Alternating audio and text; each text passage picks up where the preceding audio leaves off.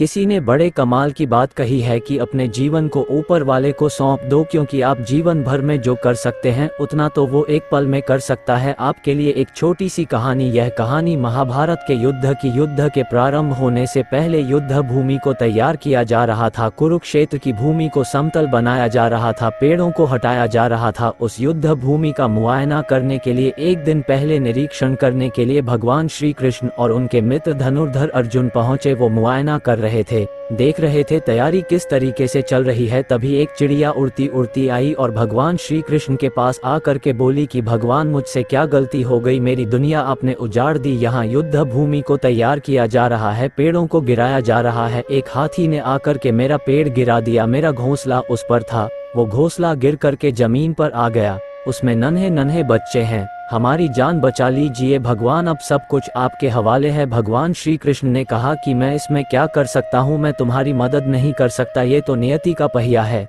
समय का पहिया घूमता चला जाता है, इसमें मैं क्या कर सकता हूँ बताओ। वो चिड़िया रुआंसी होकर के बोली कि भगवान, मुझे बस एक इजाज़त दे दीजिए। भगवान ने कहा कि बोलू, क्या पूछना है, क्या इजाज़त चाहिए। तो उस चिड़िया ने कहा कि भगवान, मैं आप पर विश्वास तो कर सकती हूँ ना। भगवान ने हाँ भरी। अगले दिन युद्ध शुरू हुआ और युद्ध की शुरुआत से पहले भगवान श्री कृष्ण ने अपने दोस्त अर्जुन से कहा, अपने मित्र से कहा कि मुझे अपना धनुष और एक तीर दे दो, एक बॉन्ड दे दो। अर्जुन ने अपना धनुष सौंपने से पहले पूछा कि केशव, आपने तो प्रतिज्ञा ली थी कि आप शस्त्र नहीं उठाएंगे, क्योंकि अर्जुन की भगवान को शस्त्र क्यों उठाना पड़ रहा है, ऐसा क्या हो गया।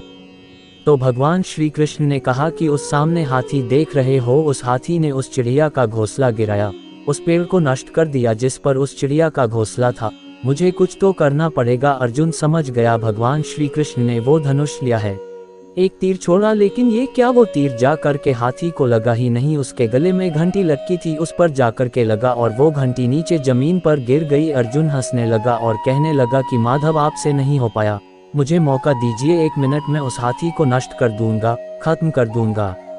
भगवान ने कहा कि नहीं, नहीं हो गया, बस इतना काफी था। अर्जुन ने भी ज्यादा सवाल जवाब नहीं किया। 18 दिन तक युद्ध चला और उसके बाद में जब पांडवों की जीत हुई तो एक बार फिर से उस मैदान को साफ किया जा रहा था, क्योंकि काफी युद्ध के बाद में जो नुकसान हुआ था, बहुत सारा सामान गिरा पड़ा था, साफ सफाई चल रही थी। भगवान श्री कृष्ण एक बार फिर से अपने दोस्त, अपने मित्र अर्जुन के साथ में उसी भूमिका करने के लिए निकले और अर्जुन से कहा कि एक काम कीजिए, मेरे रथ से उतरिए और जाकर के नीचे वो जो घंटी रखी है उसको हटा दीजिएगा। अर्जुन चौंक गया कि हमने युद्ध जीत लिया है, हम इतने महान बन चुके हैं और यह मुझे एक घंटी उठाने के लिए, युद्ध भूमि की साफ सफाई करने के लिए कह रहे हैं। लेकिन जानता था भगवान है, कुछ भी कह सकते हैं। रथ से नीचे उतरा, जा करके उस घंटी को उठाया, साइड किया और जैसे ही उस घंटी को उठाया वैसे ही उसके नीचे से नन्हे नन्हे बच्चे चिड़िया के फड़फड़ाते हुए उड़ान भर ली, उन्होंने उड़ गए।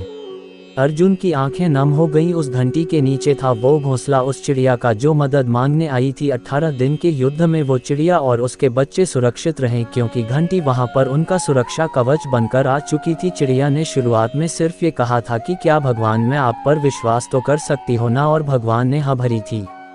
कहानी बहुत छोटी है लेकिन हमें सिखाती है कि दुनिया में हमारे सामने चाहे जो परिस्थिति आ जाए, एक काम कीजिएगा, अपने जीवन को ऊपर वाले को सौंप दीजिएगा, क्योंकि आप जीवन भर में जितना कर सकते हैं उससे कहीं ज्यादा तो वो एक पल में कर सकता है। हमेशा आपसे कहता हूं कि ऊपर वाले के आशीर्वाद के साथ, अपनी सच्ची मेहनत के साथ और अपनी फैमिली के प्यार के साथ कर दिखाओ कुछ ऐसा कि दुनिया करना चाहे आपके जैसा।